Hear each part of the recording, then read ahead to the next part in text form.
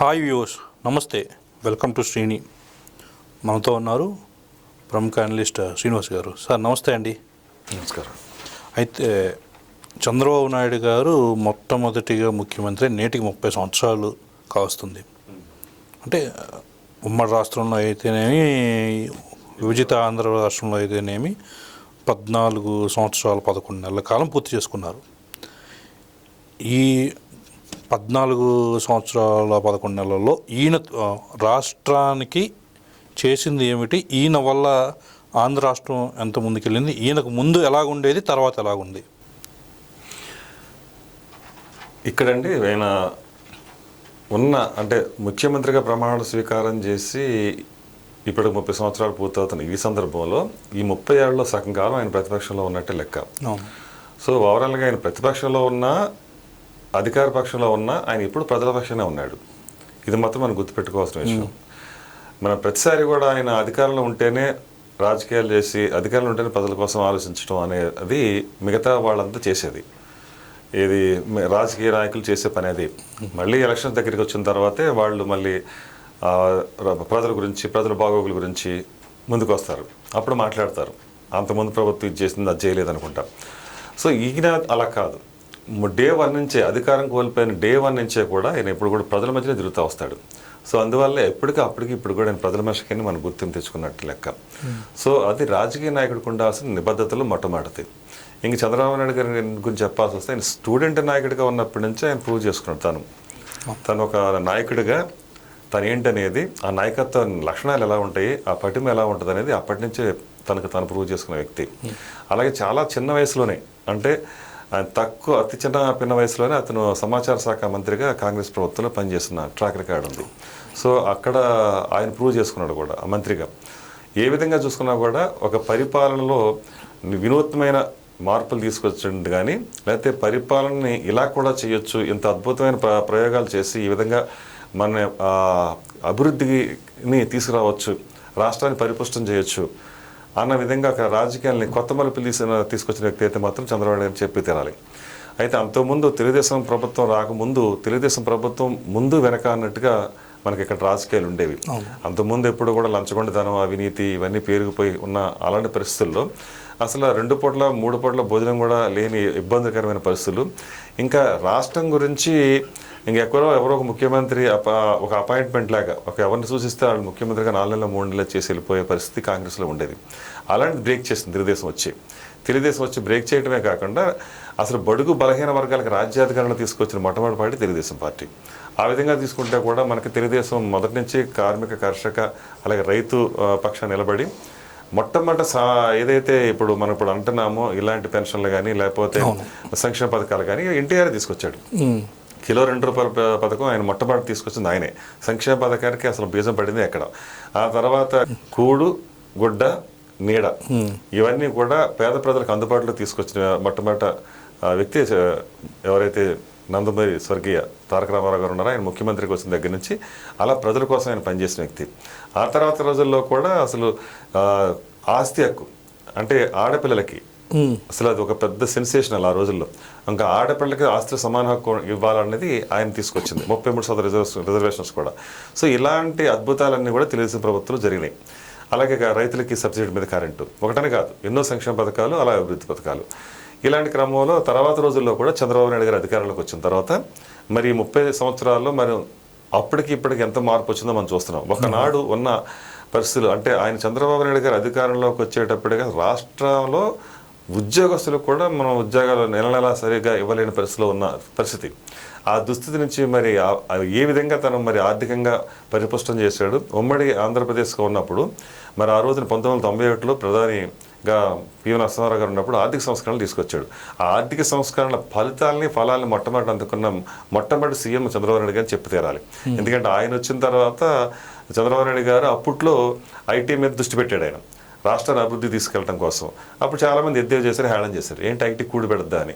కూడబెట్టడం కాదు, కోట్లు కూడబెడద్ది, దాని నుంచి ఎంతోమందికి ఉపాధి కలిగిద్ది, ఉద్యోగ కల్పన జరిగిద్ది, దాని నుంచి ఎన్నో కుటుంబాలు లక్షలాది రూపాయలు సంపాదించి, కోట్లాది రూపాయలు సంపాదించుకుని దేశాన్ని ఆర్థిక పరిపుష్టి చేయగలుగుతారు అని చెప్పిన మాట ఏదైతే ఉందో అది తర్వాత నిరూపించి చూపించారు. సో ఆ తర్వాత మాట్లాడిన వాళ్ళే ఎవరైతే అన్నారో వాళ్ళే సిగ్గుతో తలంచుకునే పరిస్థితి. ఆ విధంగా చూసుకుంటే ఆ రోజున ఐటీ మొట్టమొదట ఇక్కడ డెవలప్ చేయాలనుకున్నప్పుడు మరి బిల్ గేట్స్ లాంటి వ్యక్తిని కలవాలనుకోవడం అనేది అసలు అది కల్లో మాట అనమాట. అది జరుగుతుందా అంటే జరిగి తీరింది. ఎలా అంటే ఆయన పట్టుబట్టాడు. అసలు మా రాజకీయ నాయకులతో మాకేంటి అపాయింట్మెంట్స్ అవసరం ఏంటి అన్న బిల్ గేట్సే మరి ఆయనతో భేటీ అయ్యి ఆ తర్వాత ఆయన మాటలు ముగ్ధుడయ్యి ఆయన చెప్పిన దానికి ఆ తర్వాత ఇంతవరకు కూడా మేము ఎక్కడ బయట ఎక్కడ ఈ దేశం అమెరికాలో తప్పితే ఎక్కడ కూడా మేము మైక్రోసాఫ్ట్ మేము రెండోది లేదు అసలు. అట్లాంటిది మరి మీకోసమే ఖచ్చితంగా ఇండియా వస్తాం, వచ్చి మీ ఆంధ్రప్రదేశ్లో పెడతామని చెప్పేసి వచ్చారు. ఆ టైంలో ఆయన 10 నిమిషాలు టైం ఇస్తే ఈయన మాట్లాడే మాటలకి ఈయన ఫ్యూచరిస్టిక్ డిసిషన్స్కి ఆల్మోస్ట్ గంట పైన మాట్లాడారని చెప్పి అంత బిజీ షెడ్యూల్లో కూడా అంటారు. అవును, అలా చేయబట్టే ఆ రోజున మరి ఆయన అలా కన్విన్స్ చేశాడు కాబట్టి మరి ఇక్కడ మైక్రోసాఫ్ట్ రావటం, ఆ తర్వాత ప్రపంచం అంతా ఒక్కసారి తలదిప్పి చూసింది చంద్రబాబు నాయుడు కేసి. అంటే అలాంటి దిగ్గజాన్ని తీసుకొచ్చి ఇక్కడ రాష్ట్రంలో పెట్టుబడులు పెట్టించగలిగాడు అనేటప్పటికల్లా మొత్తం ఇంకెక్కడెక్కడ ఐటీ కంపెనీలు కానీ మిగతా కంపెనీలు కానీ పారిశ్రామిక రంగాల్లో కానీ మొత్తం టక పెట్టుబడులు అలా కుప్పతప్పలుగా పెట్టుబడులు పెట్టేటప్పటికి మనం చూస్తున్న సైబరాబాద్ ఈ రోజు ఈ పరిస్థితిలో ఉంది. సో అలాగే ఆద్యుడు ఏదైతే ఐటీ ముఖ్యమంత్రిగా ఆయన మన హైటెక్ సీఎంగా ఆయనకు పేరుండేది. ఓ రంగం చెప్పాలంటే ముఖ్యమంత్రిగా కనుక అనేకంటే కూడా సీఈఓ కానీ అనే ఒక పెద్ద కితాబ్ కూడా ఉండేది ఆయనకి. అలాగే రాష్ట్రం కోసం పరితపించేవాడు, రాష్ట్రాభివృద్ధి కోసం పరితపించేవాడు, రాత్రి బావులు పనిచేసేవాడు, తాను నిద్రపోకుండా అంటే ఉద్యోగస్తులు నిద్ర పోనీయకుండా పనిచేయించేవాడు అని పేరు కూడా ఉండేది. ఆ విధంగా కూడా ఉద్యోగస్తులకు కొంత కినుక ఉండేది, కొంచెం అసంతృప్తి కూడా ఉండేది, అంటే ఇలా పనిచేయించుకోవడం మీద. కానీ అది ఎవరి కోసం చేస్తున్నారు? ప్రజల కోసం. అలాగే ఉద్యోగస్తులు కూడా ప్రజల్లో భాగమే, వాళ్ళ పిల్లల భవిష్యత్తు కోసమే అనేది ఆలోచన మరి వాళ్ళు విస్మరించారు. కాబట్టి ఒక సందర్భంలో మరి వాళ్ళు కూడా మరి అధికారానికి మరి చంద్రబాబు ఒక సందర్భంలో దూరం చేయడంలో వాళ్ళు కూడా కీలక పాత్ర పోషించారు. ఒకటి సందర్భాలు ఇలా మనం ఆ విధంగా చూసుకుంటే ఉమ్మడి ఆంధ్రప్రదేశ్కి 2 సార్లు ముఖ్యమంత్రిగా, అలాగే విభజిత ఆంధ్రప్రదేశ్కి ఇప్పుడు 2వ సారి ముఖ్యమంత్రిగా ఆయన ప్రజలకి ఎప్పుడు కూడా మరి ఏ విధమైన ప్రణాళికలు చేసి ముందు తీసుకెళ్లాలన్న దాని మీద నిరంతరం ఆలోచిస్తూనే వచ్చారు. అలాగే 2020 అనే ఆ రోజుల్లో తీసుకొచ్చింది ఏదైతే ఉందో అది సక్సెస్ అయింది. ఆ తర్వాత ఇప్పుడు 2047 పెట్టి ఇవాళ ముందు తీసుకెళ్తున్నారు. అలాగే దేశంలోనే ఇవాళ మరి ఈయన అంటే మొన్న ఇండియా టుడే నిర్వహించిన దాంట్లో పోల్లో మరి 3వ అత్యుత్తమ స్థానంలో ఉన్న ముఖ్యమంత్రికి ఇవాళ కనిపిస్తున్నారు. అంటే మరి 6 నెలల క్రితం చూసుకుంటే 5వ స్థానంలో ఉండేవాడు ఆయన. మరి ఇప్పుడు వైసీపీ అంటున్నట్టు ఇది ప్రభుత్వం ఏదో విఫలమైపోయింది, ఆ సంక్షేమ పథకాలు ఇవ్వడం విఫలమైంది అనే నిజమైతే కనుక మరి ఇవాళ 5వ స్థానంలో ఉన్నవాడు 10వ 12వ స్థానానికి దిగజారిపోవాలి. కానీ ఈయన ఎగబాకాడు 3వ స్థానంలోకి. అంటే దీన్ని బట్టి అర్థమైపోతుంది అంతా దుష్ప్రచారమే జరుగుతుంది.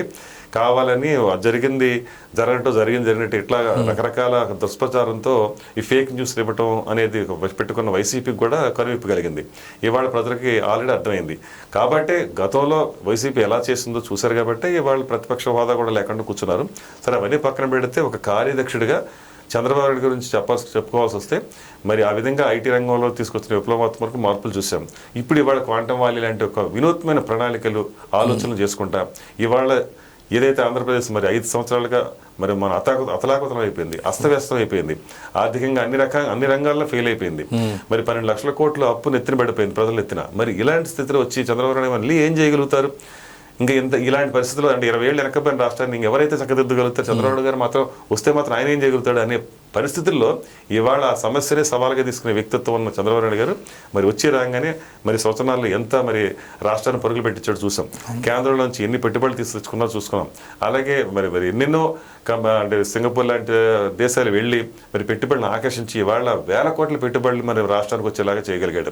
అలాగే ఒక పక్కన పోలవరం పనులు ఆగట్లే. 72% ఆ రోజున 5 ఏళ్ల ప్రభుత్వం తను ఉన్నప్పుడు చేశాడు. ఆ తర్వాత మధ్యలో వచ్చిన 5 ఏళ్ల ప్రభుత్వం వైసీపీ మొత్తం పడకేసింది. ఒక్క తట్టమట్టి అక్కడ వేసిన సందర్భం లేదు. పైగా కాపర్ డ్యామ్ కూడా వీళ్ళు పంతనం వల్ల వీళ్ళు చేయకపోవడం వల్ల వరదలు కొట్టుకుపోవడం కూడా జరిగింది. ఇవన్నీ మరి 7-8 వేల కోట్ల మరి అదనంగా మన భారం అయినా కూడా మళ్ళీ దాన్ని కూడా ఇవాళ పూనుకుని మరి ఇవాళ ఆగస్టులో కూడా వర్షాలు వస్తున్న సందర్భంలో కూడా ఇవాళ పోలవరం ప్రాజెక్టు పనులు ఎక్కడ ఆకుండా ముందు తీసుకెళ్తున్నాడు కార్యదక్షుడిగా. అలాగే అమరావతిని కూడా ఇవాళ ట్రాక్ ఎక్కించాడు. మళ్ళీ ఇంకో 40,000 ఎకరాలు మళ్ళీ తీసుకుని పూలింగ్ చేసి మళ్ళీ అభివృద్ధి బాటలోకి తీసుకెళ్తున్నాడు. సూపర్ 6 ఏదైతే ఉందో అది ఆ పథకం ద్వారా దాన్ని సూపర్ హిట్ కొట్టాడు. ఇవాళ ప్రతి మహిళ కూడా చాలా ఆనందంగా ఉంది ఫ్రీ బస్ వచ్చేటప్పటికల్లా. అంటే ఆర్థిక స్వావలంబన ఇవ్వగలిగాడు. అంటే స్వయం ఇవాళ 1,000, 1,500, 2,000 రూపాయలు ఆ విధంగా వాళ్ళు సేవ్ చేసుకునే పరిస్థితి వాళ్ళకి ఇచ్చి వాళ్ళు ఆర్థికంగా వాళ్ళకి వెసులుబాటు కల్పించడం అనేది సామాన్యమైన విషయం కాదు, ప్రతి కుటుంబానికి ప్రతి మహిళకు కూడా. ఆ విధంగా చూసుకుంటే మహిళలకి కానివ్వండి, సామాన్యులకే కానివ్వండి, వాళ్ళ అన్న క్యాంటీన్ పెట్టే 5 రూపాయలకి అన్నం పెట్టడం కానివ్వండి, ఇవన్నీ ఎన్నో కార్యక్రమాలు, సంక్షేమ కార్యక్రమాలు చేసుకుంటానే మరో పక్కన అభివృద్ధికి బాటలు వేసుకుంటా ఇవాళ ఉద్యోగ కల్పన కానివ్వండి, ఉపాధి కల్పన కానివ్వండి. ఉద్యోగ కల్పన చూసుకుంటే ఎన్ని కంపెనీలు వస్తాయో చూసాం. నిన్నగాక మొన్న మనకి వైజాగ్లో కూడా మరి గూగుల్ డేటా సెంటర్ వస్తుంది. అంటే 25,000 మందికి ప్రత్యక్షంగా ఉద్యోగాలు, దగ్గర 50,000 మందికి పరోక్షంగా మరి ఉపాధి కల్పన జరుగుతుంది. మరి ఇలాంటి ఎన్నో విధంగా మరి రాష్ట్రాన్ని ముందుకు తీసుకెళ్లడంలో ఈ సంవత్సరాల్లో చాలా మరి వేగంగా ఈ స్థితికి తీసుకురావడం అనేది ఆషామాషి వ్యవహారం కాదు. ఆయనకి 40 సంవత్సరాల రాజకీయ అనుభవం ఉంది కాబట్టి మరి ఇవాళ మళ్ళీ గాడిని పెట్టగలిగాడు ఆర్థిక వ్యవస్థని. ఆ విధంగా చూసుకుంటే మరి రాబోయే రోజుల్లో కూడా ప్రజలు కూడా విజ్ఞతతో ఆలోచించి మళ్ళీ వైసీపీ లాంటి ప్రభుత్వాన్ని దూరంగా పెట్టి ఖచ్చితంగా మరోసారి ఇదే ప్రభుత్వాన్ని మరోసారి అని కాకుండా మరి 10-15 ఏళ్ల పాటు ఈ కూటమి అలాగే తెలుగుదేశం ప్రభుత్వాన్ని ముందుకు తీసుకురాగలిగితే మరి రాబోయే భావితరాలు అది ఎవరైతే ఉన్నారో వాళ్ళందరూ కూడా బంగారమైన భవిష్యత్తును చూస్తారంటే ఎలాంటి సందేహం లేదు. రైట్ అండి.